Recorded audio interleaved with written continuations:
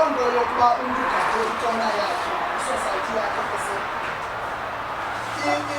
into yethu focus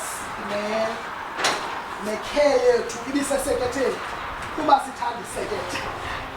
It's not about ikona ba inonzwakazi must flourish, the Trinity must do better than each after. It's always been about the second, the Bongani second. So I think that's where the maturity is, Dingacho, within the group.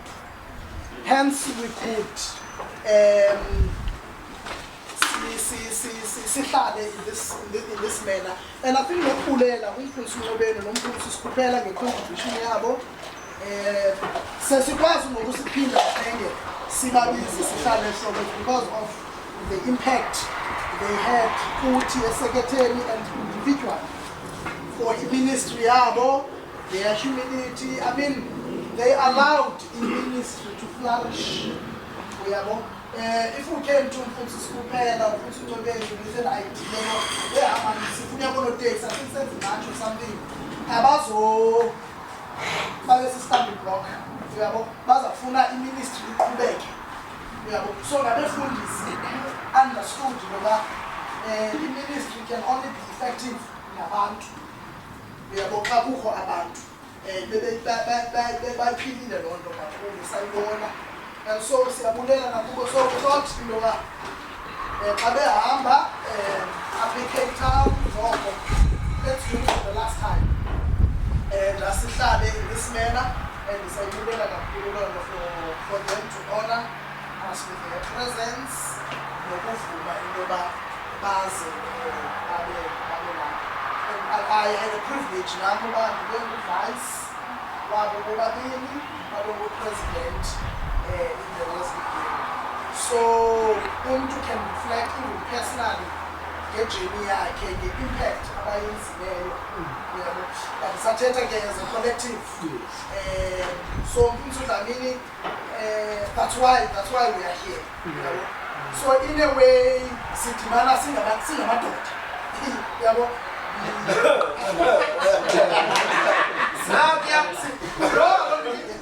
That what informed in a way. And by the way, no mfundisi umsili naye beske sahlala naye ngokubelana. Because into yethu has never been to single out umfundisi othile and have the agenda yethu umfundisi othile. It's always been about the second.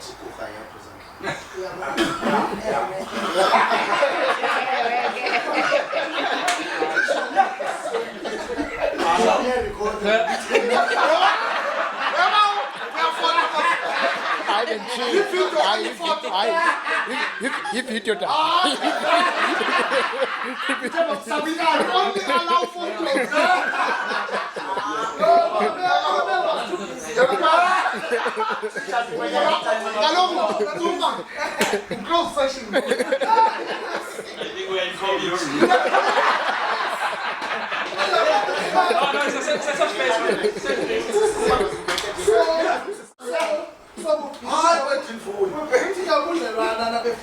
So we want to say thank you to them for the contribution in the second. We always say, I remember just the second is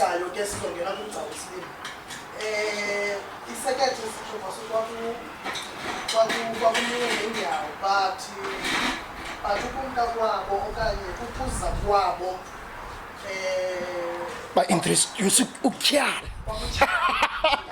By introducing Ukiar.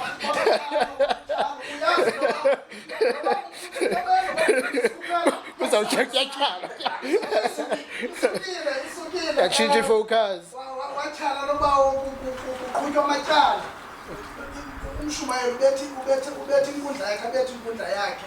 Uba uzothi wathi ingene kwentsha apha emveni kwekole nkundla lomshumayeli hey angene ngaphandle. Where's his lungis? Where's his lungis? Where's his lungis?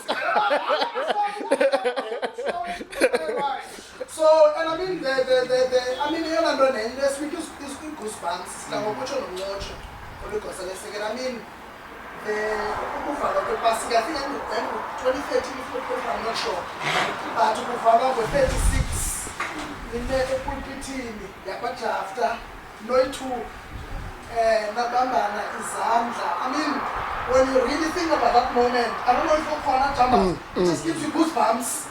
Isekethe ikwi-peak. Siyaphuma ngelaa xesha. Siyamkela uFlefo but isekethe jonga. I-500 ezazisiza abantu abagoduki. I always think about that moment. It just gives me goosebumps. And also, Chico ukhe wamhle eseketheni emhle ke-true. So that's why we are gathered here. Singaba bazalwane bale sekethe yaseNgoma. Kukhona nabantu abazalwane ke ngoku uyaqonda because ke generation to generation it's important ngoba noko kubonakala ngoba bakhona nabanye abazalwane abangenayo mhlawumbe sibe ne-influence uyabona about the agenda yesekethe not necessarily your own corner. But Trinity is doing well, good. The law must do well. We applaud that. We are both Asinamona alone because we are concerned about the secretary. We have the likes of Buyo, no Amkela, no Osisi, who are leaders in the secretary. No Yellow, the vice, who say secretary as so Fundisa ne-confirmance.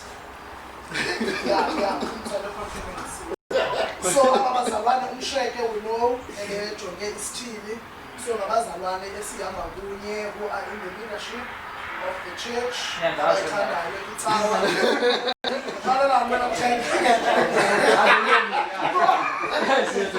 so yeah I think that's it for me Todo. I think zawunikela mhlawumbi ke kumgca olandelayo nenze uba sithi xa sisitya and then umntu xa efuna ukhululeka Khathi lo mzalwane makacime kube kubuza quickly. Akwazi ukukhululeka. Ufuna ukubuza something kwensamile ba? Khaba ngicule video kuqala. Sakukhatha bawo sithi. Uthini izisi? Asabela lo bethi kude ma. Uthini izisi? Just to say thank you. Unje xa inxilile.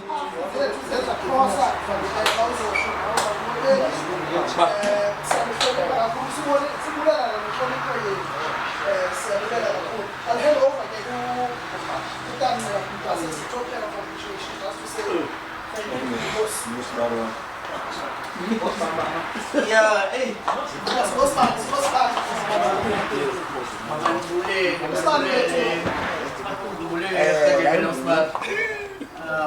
Sure, abefundisi udlamini kule sekretary yakho bakulela ngibulisa usikhuphi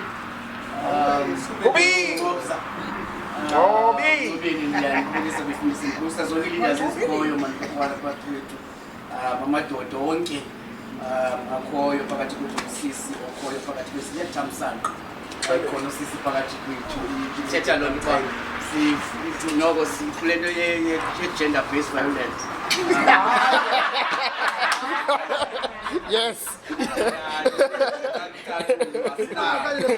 So we welcome you phakathi kwethu. Andinamazwi makhulu kandinikwa ezi mpahla ndizinikwayo zimbini ngala madoda. I think ngala madoda onke la acontribute abantu umsebenzi masiwenze babe impumelelo. Ndima nje ngokuthi mina on behalf of la madoda khoyo apha nabazalwane bakhoyo apha inkosi kakhulu befundiswa. Thank you. Njengoba sisho ukhulu kade sisuka kude kakhulu nani. Sisuka kude kakhulu nani sangebe Royal Blue nami ngela xesha. Sakuphosa wena. Sangebe Royal Blue nami ngela xesha ndifika ndiyazalwa eWisile. Ndiyazalwa eWisile. Buya.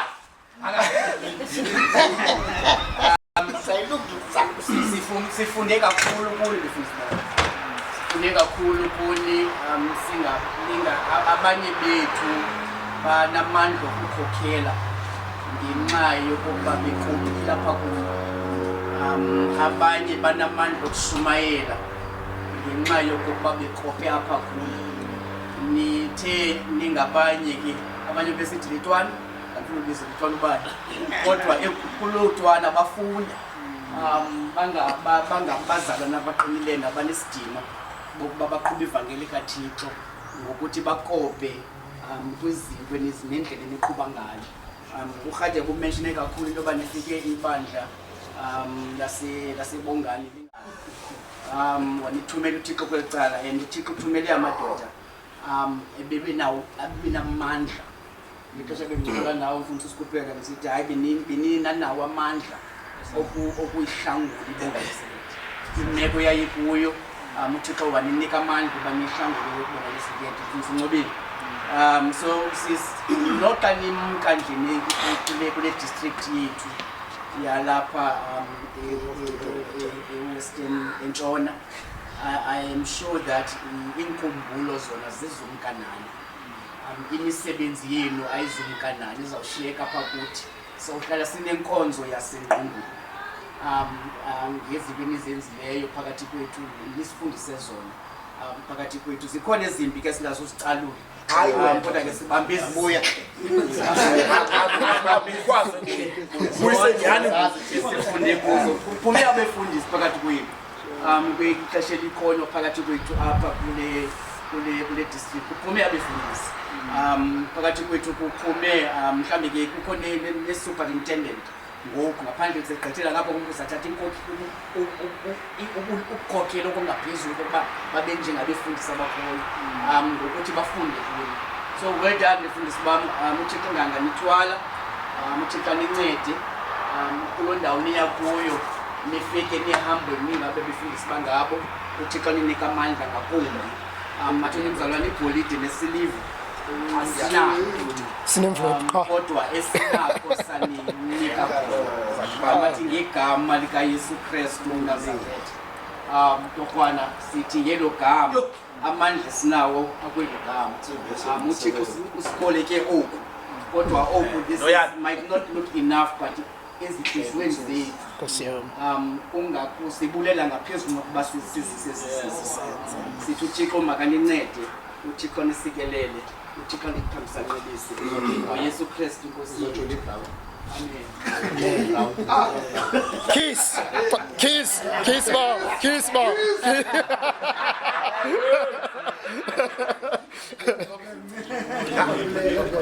And now that would be you before you respond, before kaloku nasecaweni ivesi yanqina. Bafundisi bam mandibulise noba ndibulele noba niyena sidibanise. Ayanqaba ngoba sibe sesikhula nje sibhathe kufutshane neduzane ngabafazi. Nabantwana. Yeah, ngoku ke siyabulela uba nisidibanisile. And ibiza ba improper kuba asiyenzanga le ndlela yoba siphathe kakuhle. Nithi nihamba sibe sidibanise amehlo. I remember umnqophiso wenu wokuqala. Hey! Ngihleli pha ebajafta kukho abantu betshaya indaba. Kwakunzima. Sibulela ngesitability mfuthu uDlamini esistability sibonayo ngoku saqalwa ngabathathu. Siyayibona indima yabo yapha kuthi secretary. Yena nto ingamandla that eyona endibakhumbula yona yintsebenziswano yabo nemvano yabo. La secretary sine-history yokungafani kwabefundisi. Sine-history yokungafani kwabefundisi. And loo nto leyo ndandiligosa from 2003 to 2010 ndandiligosa umfundisi uSomngesi.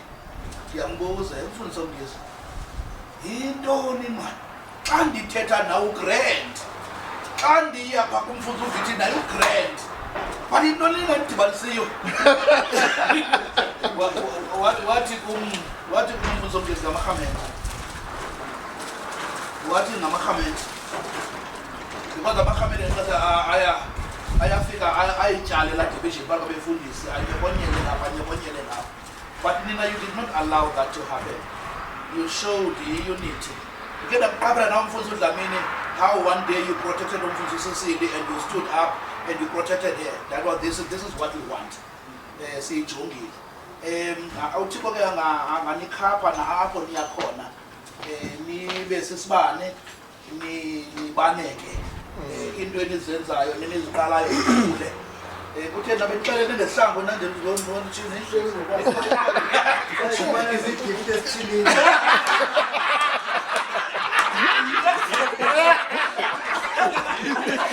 Kodwa ndawulinge. Mama Steve. Bye bye.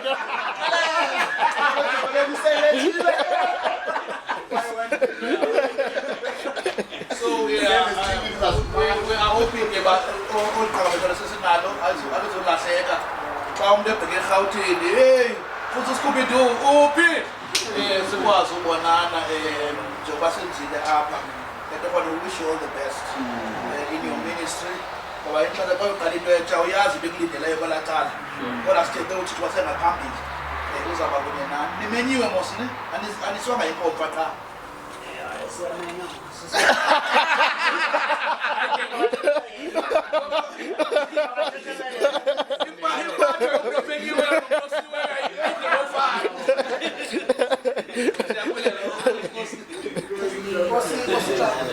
I think Mfundisi would like to say a few words now. Yeah. Usokhaya. Unobetha amanzi ba? Okay. Mandibulise bethuna kumfundisi and to all of us ngegama lenkosi yethu uJesu Kristu. Amen.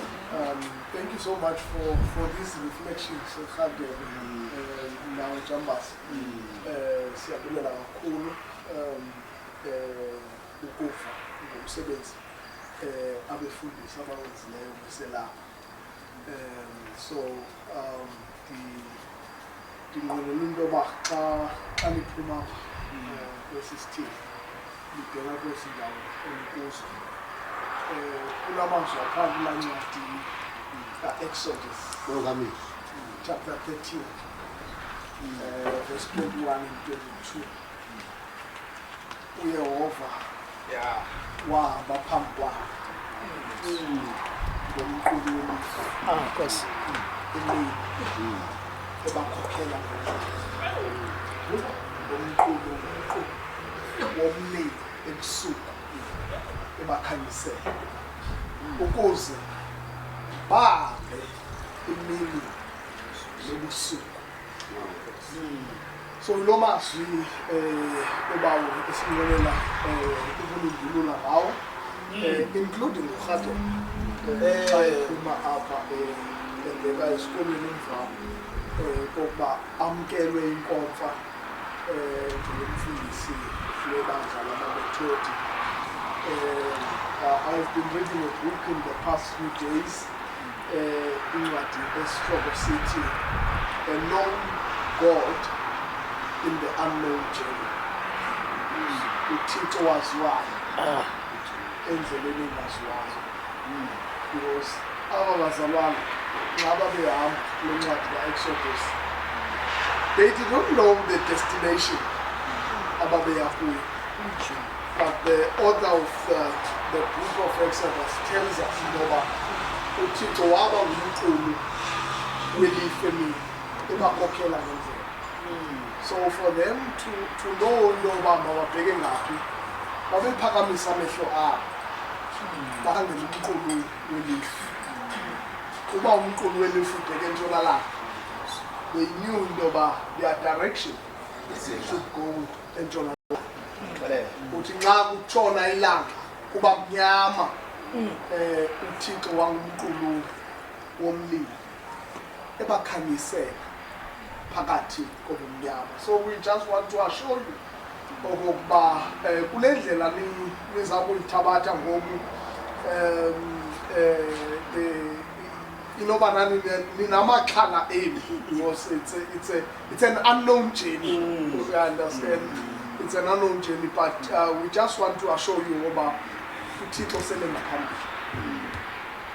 uThixo sele engaphambili and uThixo sele enilungiselele ngoba uThixo angalithwala kule ndlela nina nosapho lwenu nemindeni yenu yonke uThixo ahambe nani uThixo abukhanyise ubuso bakhe phezu kwenu uKristu Nkosi yethu. Amen. Amen. And just ask us at this moment maybe to hold hands and we pray together.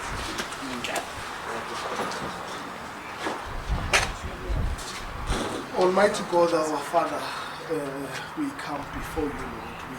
We thank you, Lord, for this day. We thank you for the gift of life, and we thank you for the ministry of Umfundisi uSkhuphela nomfundisi lesekethe yasebongane kwakunye nomfundisi uMadlingozi. Siyathandaza kuThixo wethu olungileyo ngoba Nkosi enamandla nxa bephuma apha Thixo wethu olungileyo beqala Nkosi eyingcwele uhambo olutsha abangalwazi Thixo wethu olungileyo. They don't know the toils and the dangers that are ahead of them.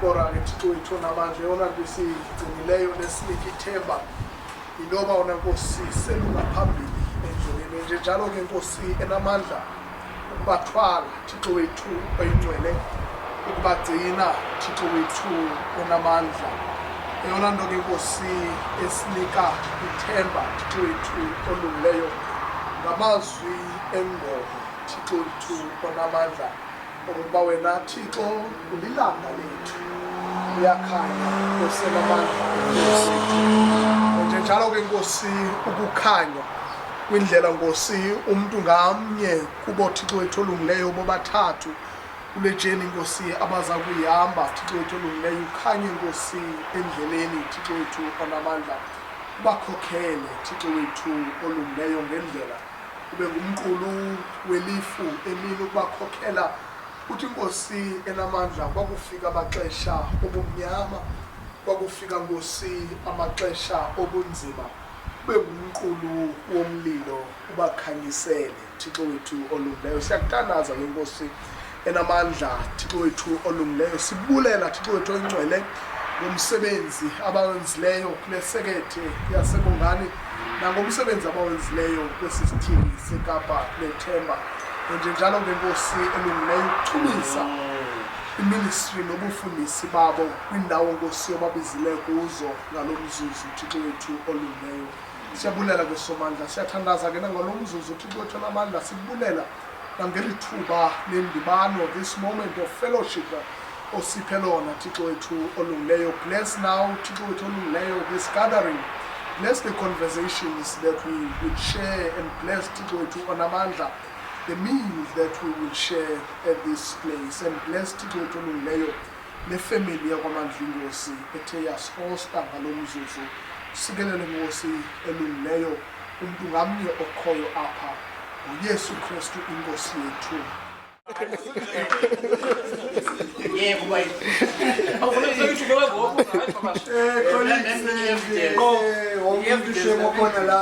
This afternoon masibonge kakhulu uNkulunkulu ethu bathe wasipha lona ukuthi sithole lesi simele ingxenye yethu ngiyakhohlukana back to back. Hey guys, it's been a very wonderful journey and a fulfilling journey. From the day put the figure in the cave. As it is in the procession. Oh shit.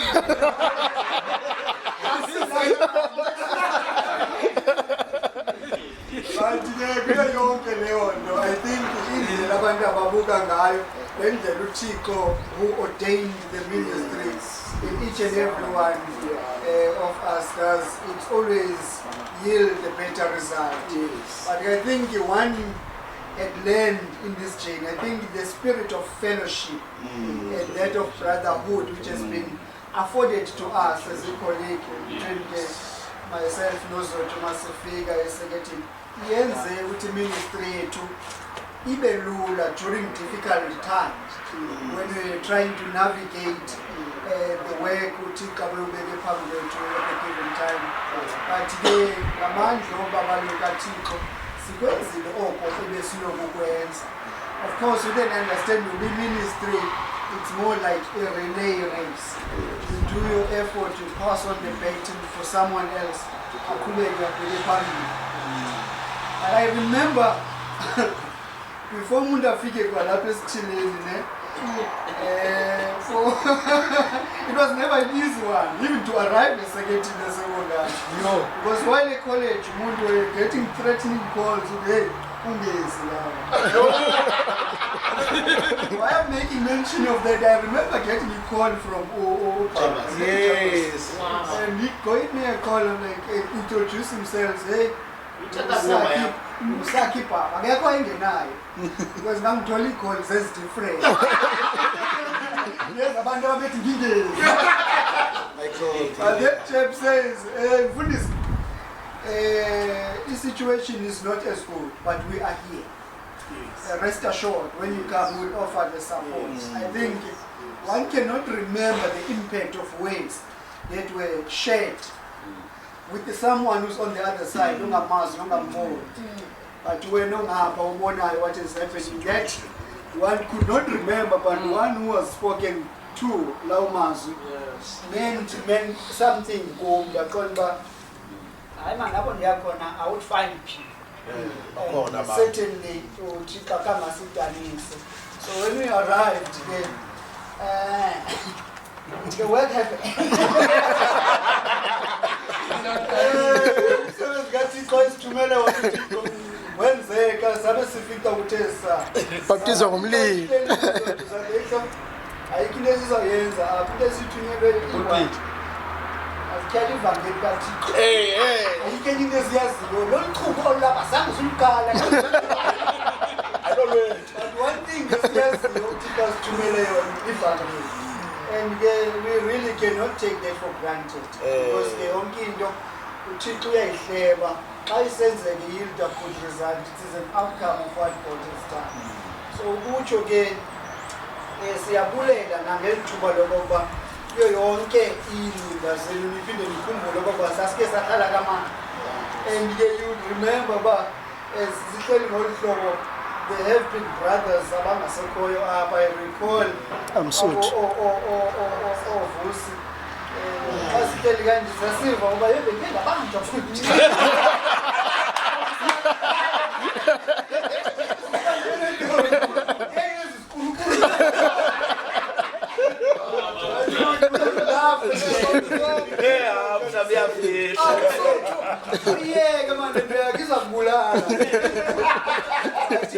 in the spirit of brotherhood, I think it is a spirit where one could able to recognize the weaknesses, their strength, but at the same time embrace each other with that.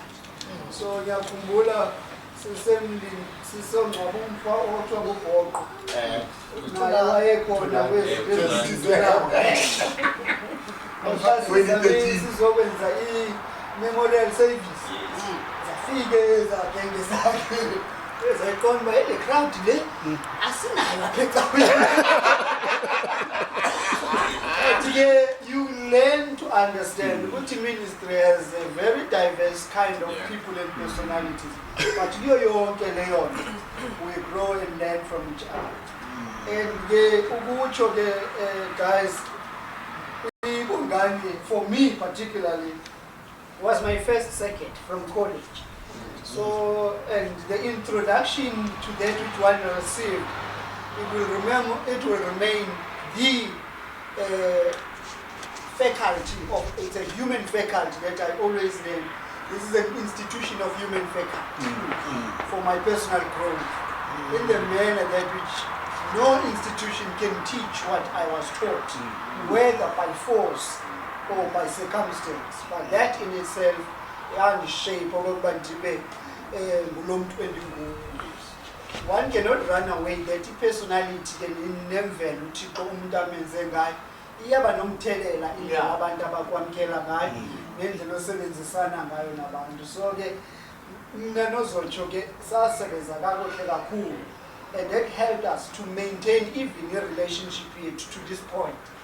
But we still have that friendship as strong. Also, ministry yet and the friendship yet was not circumstantial, but it was driven by the divine order to take up us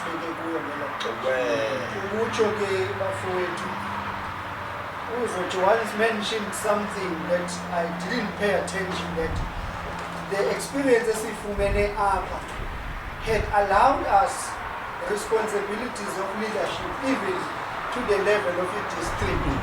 One would not realize that, but when you were thrown into the deep end, the only thing that we needed to learn quickly is church governance, policies and practices, because that was the order of the day. If you don't know that, you are doomed for destruction. Meeting is young up and up, but at the end of the day, yes, siyawazi ngokumthetho wetsawu sivusa nandininaza kuxelelwa bajonga chapter 7 siyabulela kakhulu nale gesture ne-thought ne-token of appreciation ibonga liyohlala indawo yethu eligugu kakhulu.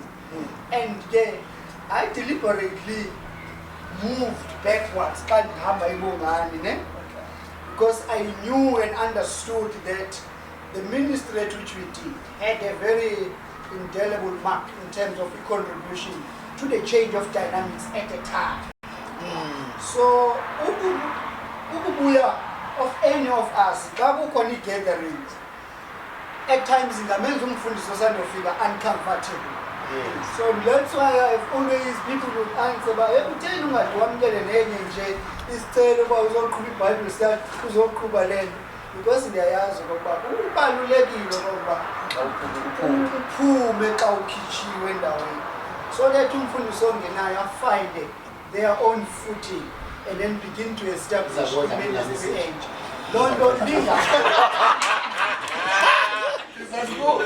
ibingathethi into yokokuba mhlawumbe kukhona into esinayo against, but it was just a respect to those who, so ndizama ukuthi ke naba bebe bafona bafumanisa uba asifumaneki, it was never anything personal.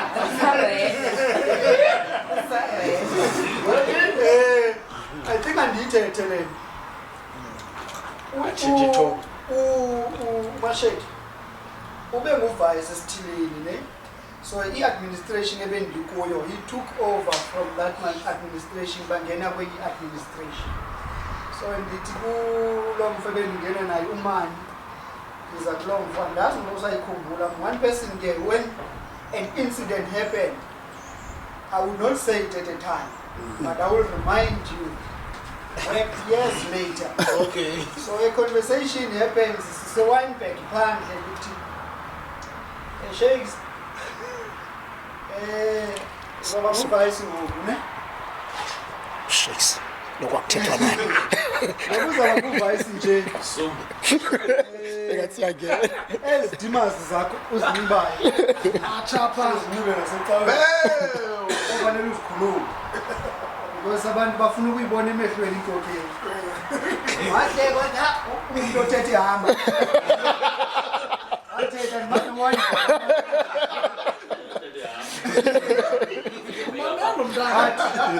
into endandiyithetha kuye ndithi kuye, yabona la mehlo wakho uba mhlawumbe uyawafihla, uba mhlawumbe abovu namhlanje okanye mhlawumbe alayitile ayibalulekanga. Into ebalulekileyo kokuba xa uphakathi kwabantu, people must have faith and confidence in you.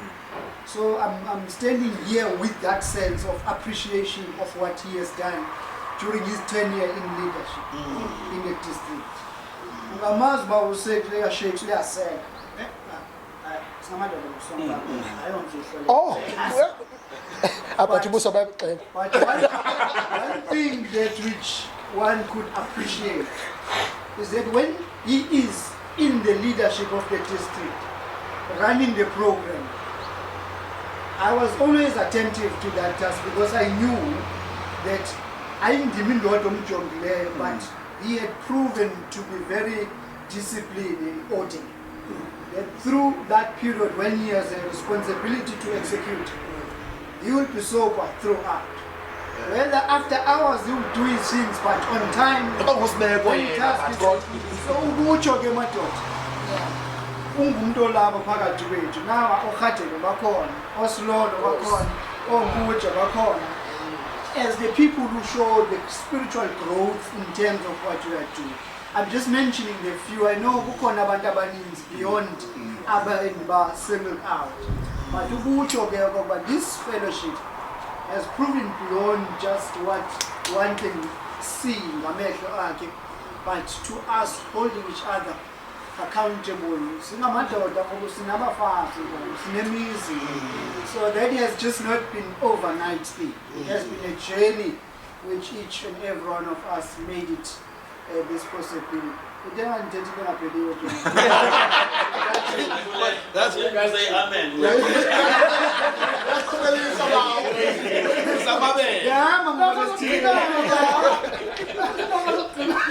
Ukutsho ke bafowethu nokho sahlala kamande bongani ibongani yohleli iligugu ukuthi kuzo zonke izinto ezehlekileyo asisazijongi ngokuba kwakwenzeke ntoni ekuqaleni into esijongileyo ngokuba sindawo ningokusiya kweligica. So uThixo ke usebenzile ngexesha elifanelekileyo ngathi kuni nangani kuthi. Alawo mazwi ke to us and to your families sithi enkosi sibamba ngazo zozibili nangam. So over to you Lebo. Sabi.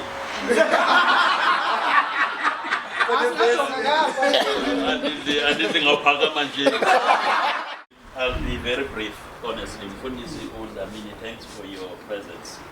Okokuqala abazalwane bekubizile and saying to you they want to appreciate us to bekhona siyayibukela and I think you are aware uba ungapha kwebitha.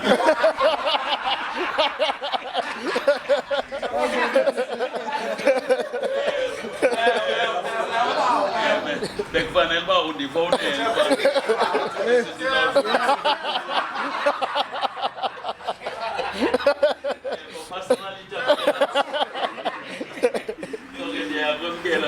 thank you so much for your presence. It means a lot to us. We really appreciate that. Before it, you know, not that the of course, when I got a call, Kuma Zingo Zufade, the city, there is this thought, I was taken aback and remembered Ogogba. In the very first few months, we had a gathering of this nature where you embraced us, you welcomed us, you assured us of your support and your presence up at Esegedeni. So it goes back to that. My mind went back to that very first day. You know, we sat together and the Atletico to London. La gesture naniyenza ngalamini, you meant it. So ke ndifuna appreciate Londo kakhulu. Umfundisi uNcobeni uyichaphazele into yoba it was not easy ukuza eBongani. Of course ndandisephale mna and I knew what was happening. So sitting in Paarl, I knew what was happening, and the worst part is that ndandikhe ndaya ecourt when the issues were tabled phaya kukho umfundisi uMehana, you know, sitting at the back and ndamamela uba kuthethwa ntoni apha, and I was like, yo, ndiyakule nto. So it was not easy, but we had to land, you know, eBongani Sekete because it's our isithumele khona. Firstly, I want to appreciate how you received us. You guys, because you are the people who took the initiative. You obviously receive, welcome us and say, hey, Bafundisi, we are here. Do your work. So so ke siyabulela kakhulu loo nto leyo. Sasihleli ngenyama phaya kwamzalwane ukhuthuka that afternoon kwade kwaba sebusuku phaya sihleli kwaba mnandi. And izinto zenzeka ke emveni koko you went back to Lamini Yomnqophiso. I think we will never forget. Yeah, Lamini Yomnqophiso. We went there prepared. It was myself, it was him, it was Umfundisi Jovuka, ongasekhoyo, who supported us, Nomfundisi Sedi. So it was the four of us, and you can see all of us, we were quite young at the time. You know, so ukungena kula procession njengibethu Umfundisi Nobeni sasiva nje abantu bethetha abasebantu. And now feel ukuba hey, yeah, bengamelanga bakhothina kodwa. Yeah, so I had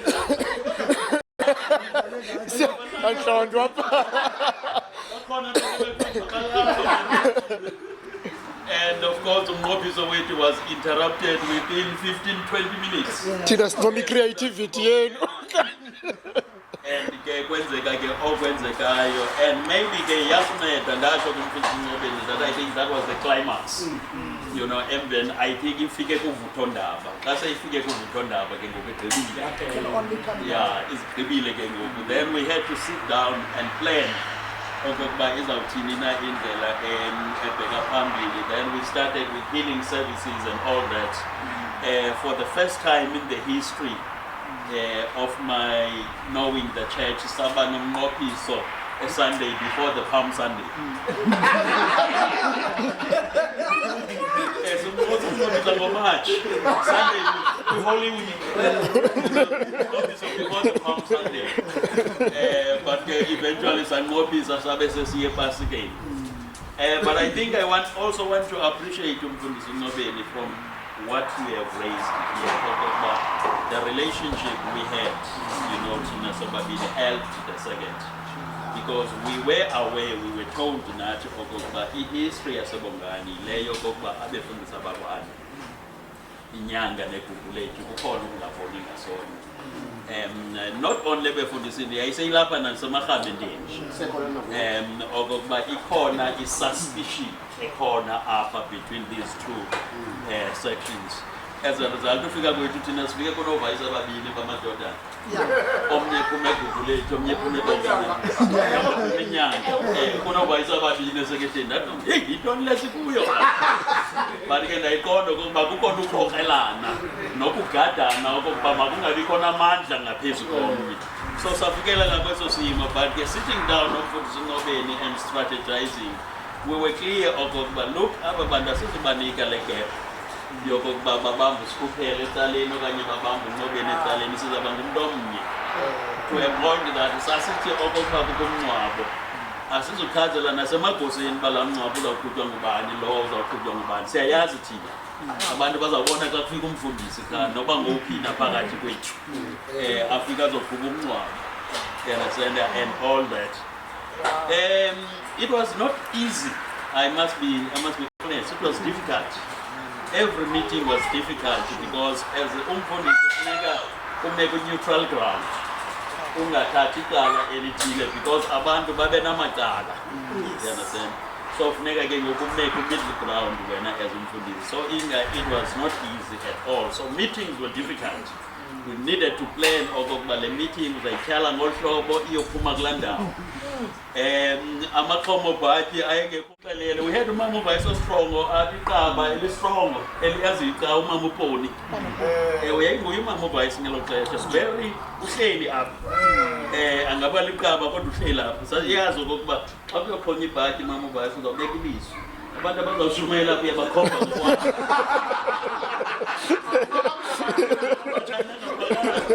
So yonke into kufuneka iplanwe ngendlela okokuba sizawusebenza ngale ndlela. And not only that, even the finances were a challenge. Umfundisi uNobeni for months kwakusetyenziswa icheque apha. Wawufumana mos stipend sakho, then i-traveling allowance nikwicheque ke ngamagosa esekela. So me and this one, we would receive our checks. And because we spend a lot of time together, sasiya kunye nasebhankini kanje change checks by FNB ekulate more. So we get there no baby ayekulathela ndiyekulayela sizochinja check. Hey zibhounce. Siyathela ke ngabona manje sithela yake ngafika ke yami. Hey zibhounce sinikwe explanation engavakali bamba no consultant ntonto hey zibhounce lithe siphinde I think sade sabaleka manje sikhomba siyaziwa ngoku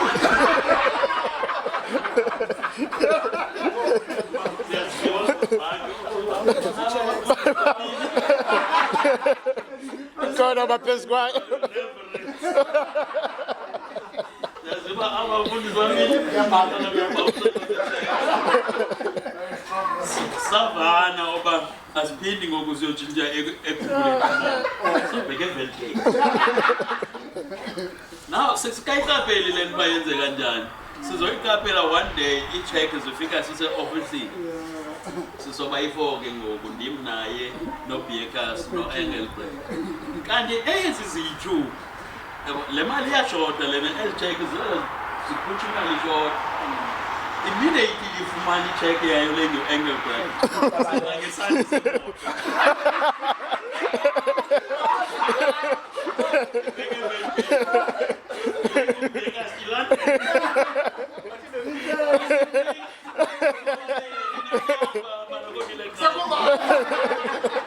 Asifika ba sayiphelile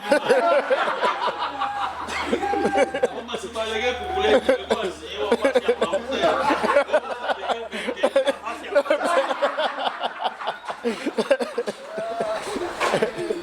but those things kept us together, you understand, as abefundisi.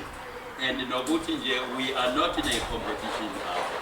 You know, sizoseva uThixo.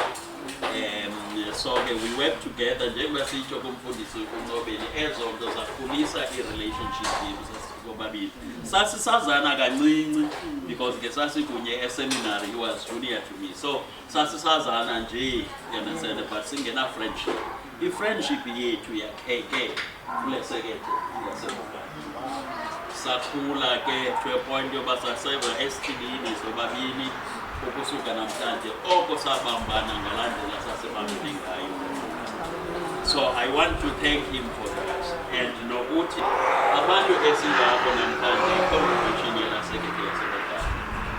Isekethe yaseBongane nomsebenzi wethu in that sekethe wenze okokuba sihlonitshwe not only in the district but across the connection. I remember when Udatuzi Siwa affirmed us, and he was saying to us, you know, sometimes it doesn't leave a secretary. The previous experiences, ikawa yaidla nothi masithumela abantu abane experience bayonceda le secretary. So uthi ke kuthi we debated into yaseBongane. Savana okokuba sizawuthumela these young ministers. And there were people who were saying, no, look for well-experienced people. But ute emveni kweminyaka emibini nemithathu wathi buthi then that connectional executive was correct ngokuthumela thina abantu abaseyanga. So those words of affirmation sisawakhumbula namhlanje. Watsho uTata Siwa wathi sometimes itawe iyaphazama, but we appreciate sometimes tasibone results okokuba thini senziwe right sakhokhelwa nguThixo. But i-contribution yenu bazalwane case study because i-support yenu khange iphelele kuthi ngela xesha sisebongane. You supported us beyond the Bongane sekethe. Sele silapha esithilini kwizonke indawo kude kube kunamhlanje. So siyabulela kakhulu i-friendship that you extended to us. Siyabulela njengomfundisi uNobeni sitsho okokuba sasibaninzi abanye abekho, we appreciate okokuba abanye ngabefundisi kodonsa uMfuja useseminari uMadlingozi uyaphuma ngoku. Siyabulela kakhulu Papashe kumfundisi. we know the contribution yethu. So bazalwane, thank you so much. I also appreciate the way you have embraced umfundisi uDlamini, and ndithe xa ndimbona ephakathi kwenu ndaqonda okokuba usezandleni ezi-right. So siyabulela kakhulu bazalwane nokuthi nje xa siphuma esithilini after serving, I've been here for 13, 14 years now in the district. So xa ndiphuma now, having served in the circuit, in the district and all that, nenze nje le gesture yokokuba sibe lapha namhlanje gather again, okokuba sibambane ngezandla, creating memories again okokuba naxa sele ndiseRhawutini, I will remember okokuba there was this moment of gathering, sibonisane, sincokole, and share what we are sharing together. So thank you so much, Bazalwane, for your genuine support, your genuine love to us. Ningasazi, but you embrace us as your brothers. Siyabulela kakhulu bazalwane. Nangamso uThixo anikhulise. Amen.